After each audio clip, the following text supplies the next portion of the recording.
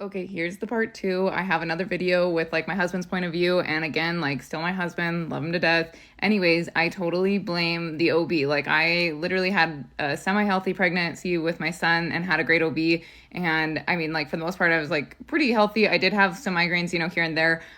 With my son, they always tested my urine for protein. They did, numerous ultrasounds. Like that's just how they did their practice. And then at this one, they only work in Utah County, and that's where we live. And I went to them because I had heard great referrals about this lady and her C-sections, and I do elective C-sections for my birth. Like that's just what I've chosen, and I want a good surgeon. It's kind of like if you pick someone to do surgery on your leg, like you want someone that knows what they're doing. Anyway, so I picked her thinking she would be good. Well, I went to her practice and they're very disorganized, like horribly disorganized. Like I went and they had me see a different OB, like just random people all the time. And I told them every time, I was like, I have really blurred vision. Like I'm going to wait to go to like my the eye doctor until after this is over, but like my vision's pretty bad. I work with screens. Could that be it? And they're like, it's whatever. Like I'm not even kidding. I think I met with the doctors for 5 minutes every time. They never tested my urine.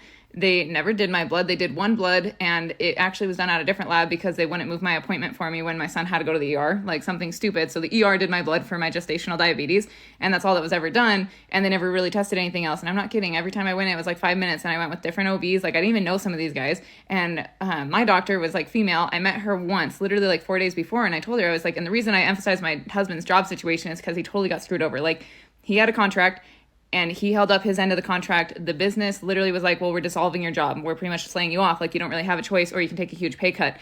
And even though he had met every metric and was like exceeding the sales, it was ridiculous. Anyway, so I was like, that's a lot of stress to put someone under. I'm like, can we do anything about it is what I was thinking. Anyway, so I meet with this doctor like right like that day. I'm pretty sure, like I want to say it was either that day or the next day. And I told her, I was like, well, my husband just lost his job, like that's a lot of pressure to put on someone, while they're pregnant.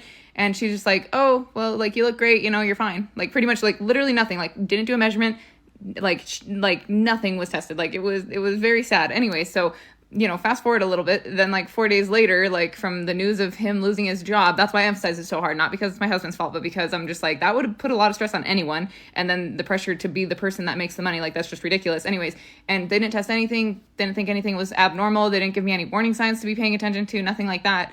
And then all of a sudden it hit like a train, and I was like, they were like, this should have been caught. The OB that I went to, like I went out of network, like not out of network insurance wise, but like out of where this OB would deliver, and went to an on-call OB that I had never met before, just a random surgeon. And they're like, yeah, we have to, like, you have to deliver right now. And this should have been caught long ago. Like that's pretty much what they told me. And it was like really severe, really like, I should have known the warning signs. I should have been given them. Anyway, so that's who I blame. And there's like more to it. So I'm running out of time. So might be a few more parts. Sorry.